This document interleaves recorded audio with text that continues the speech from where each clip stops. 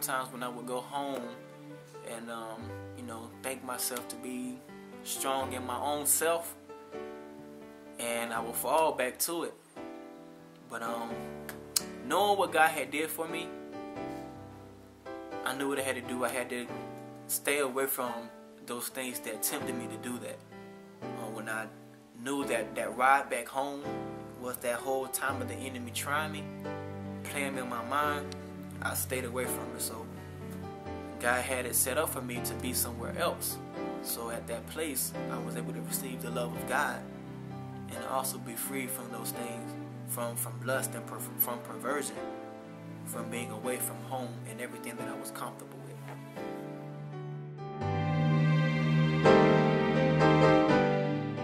From what I was, you know, dealing with, you know, the bestiality, the pornography, you know, sucking my own penis, the masturbation, molestation, the enemy had me set in my mind that I would be with no one ever in my life. Nobody would love me or care for me or anything like that. But now God has blessed me with a wonderful wife. I'm married. I have a child on the way. God just blessed me with something that I thought was never attainable to me.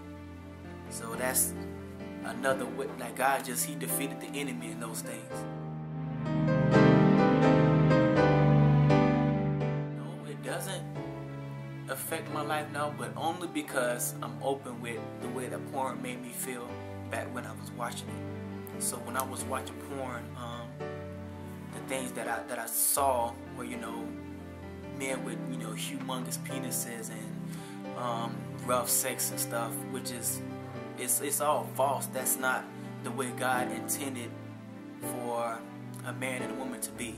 So those false pretenses that I received while watching pornography, they were not what God wanted for me in marriage at all. So that's just another way of the enemy trying to pervert what God had made. So I keep open with, you know, with my wife about how, you know, porn used to make me feel, and the things that God, you know, has given me. He's given me the truth. So I combat the enemy with being open. So that's another thing, being open and being transparent about how you feeling and how things made you feel. Combat the enemy when he try to try you with, you know, past things that you've seen or things from the past. You just gotta be open with your spouse. Whoever that's watching this, whatever sin that it is, if you want to be free or deliver from it, the first thing is to confess and be transparent with it. When you expose the enemy, he can't hold you in that place any longer. So whether it's masturbation, porn, perversion, stealing, murder, any type of sin that you're in, the first thing is to confess so that the enemy does not keep you at a place of condemnation. Because once you're condemned, you're bound to yourself.